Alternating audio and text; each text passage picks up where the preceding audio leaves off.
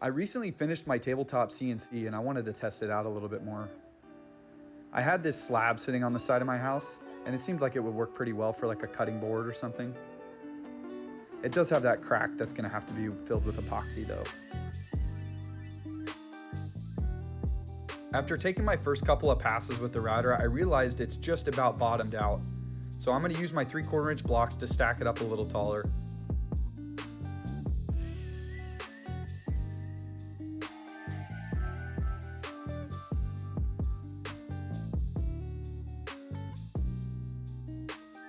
The router was cutting well at this point, but I realized there was quite a bit of friction on the sled. I used a little bit of citrus wax that I had, and that made a huge difference. I recommend doing this every time you use the sled.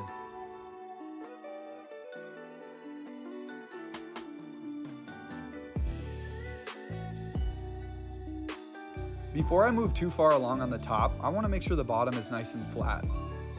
I'm going to be mounting it to the table, same as before, but this time I know I'm going to get a level surface.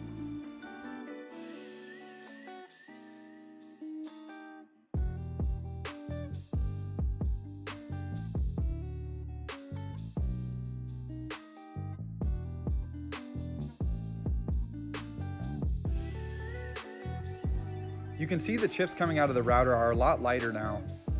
That's a good sign that we're not overheating the bit and that we'll get longer life out of it.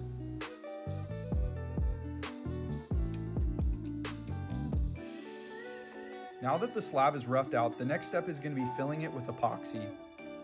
I'm going to be going for more of a natural look here, so I'm going to be using brown and orange to mimic tree sap.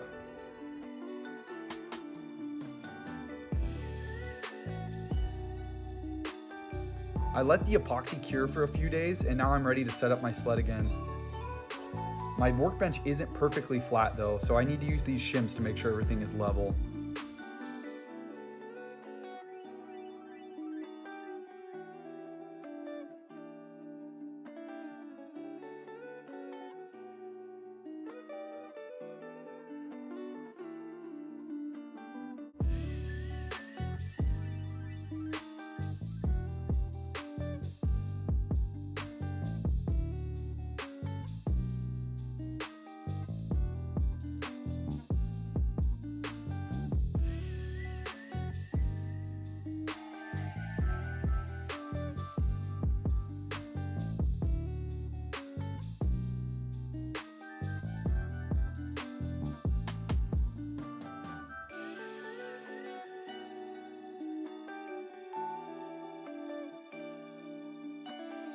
I'm using a Whiteside CNC bit that I got on Amazon.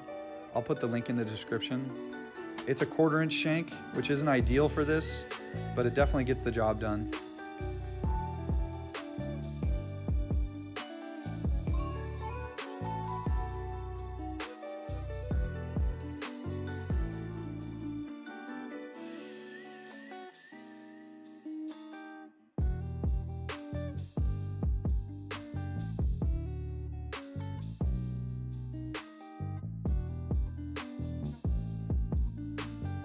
For finish sanding, I started at 80 grit and went up to 400.